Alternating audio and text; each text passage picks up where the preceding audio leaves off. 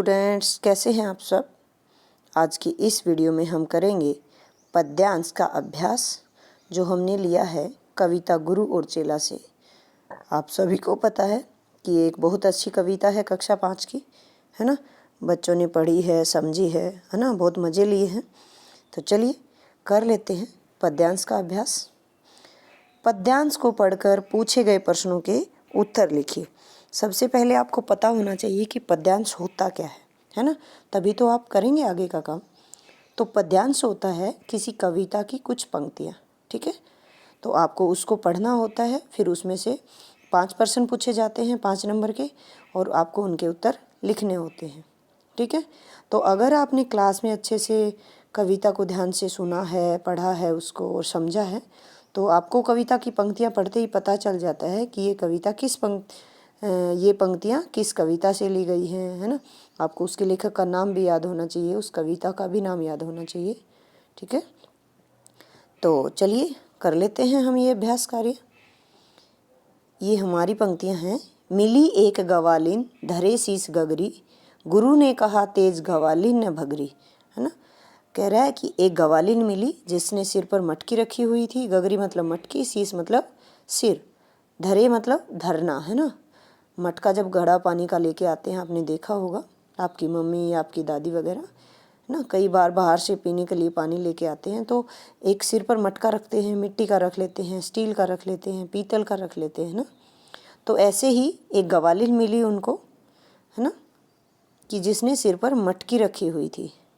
तो गुरुजी ने क्या कहा कि ग्वालिन तेज मत भागो ना। तो बच्चों को पढ़ते ही पता चल गया कि कौन सी कविता से है, गुरु और चेला कविता से।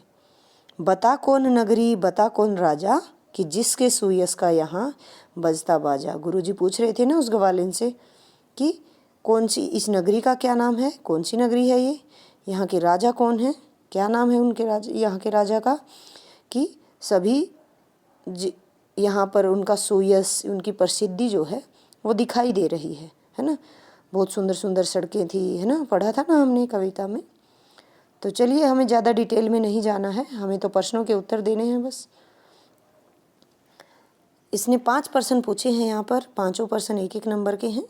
इन शब्दों के अर्थ लिखिए। आपको शीस और गगरी का अर्थ लिखना है। प्रश्न नंबर 2 है, यह पद्यांश किस पाठ से लिया गया है ना। मैंने बताया था ना कि जब भी आप कविता की पंक्तियाँ पढ़ते हैं, आपको पढ़ते ही पता चल जाना चाहिए कि ये किस कविता की पंक्तियाँ हैं, है ना। इस कविता के कवि का क्या नाम है, ये बहुत ज़रूरी होता है कि आप जब भी कोई कविता पढ़ते हैं तो आप उसके कवि का नाम याद रखेंगे। प्रश्न नंबर 4 है, इन शब्दों के लिंग बदल कर लिखिए, है ना।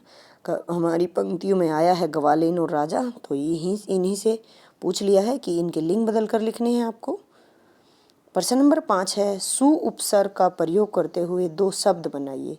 यहाँ पर आपने देखा है सुयस एक शब्द आया है, तो शायद इसी से ये प्रश्न बन गया है ना, कि इसमें सु उपसर्ग आपने जोड़ना है और 2 शब्द लिखने हैं। तो चलिए कर लेते हैं इन प्रश्नों के उत्तर। पहला प्रश्न था, इन शब्दों के अर्थ लिखने हैं। कविता की पंक्तियाँ जब हमने पढ़ी है तो हमें पता चल ही गया है। शीश का मतलब होता है सिर, है ना, सिर के ऊपर रखते हैं ना मटकी। गगरी का मतलब होता है मटकी, ठीक है।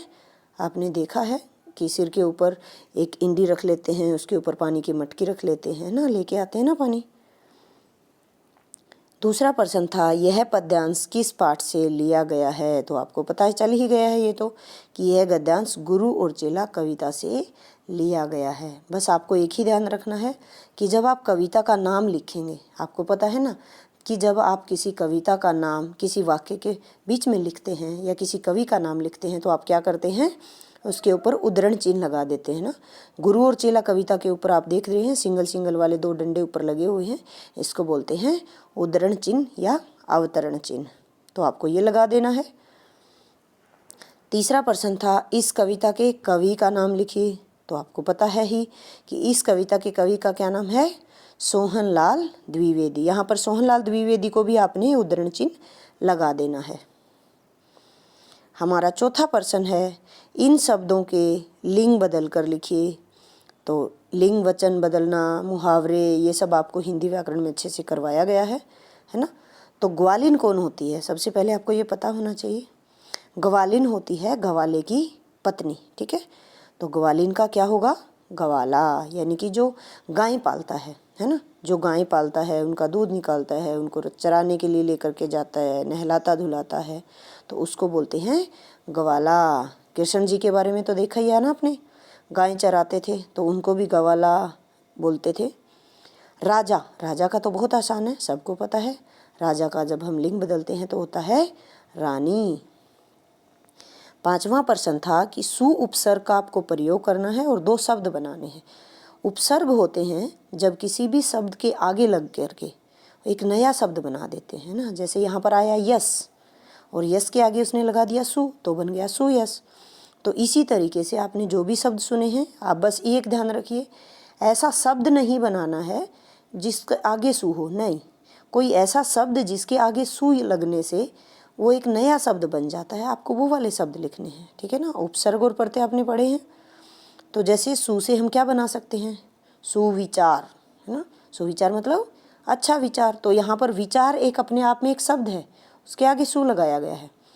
अगला आप लिख सकते हैं सुपुत्र, पुत्र होता है ना बेटा, उसके आगे सु लगा दिया है। तो सुपुत्र से आप सुपुत्री बना सकते हैं, सुपोत्री बना सकते हैं, है ना, सुपोत्र बना सकते हैं। पोत्र होता है पोता, दादा का पोता होता है ना। तो सुपुत्र, सुपुत्री, सुपोत्र, सुपोत्री, ठीक है।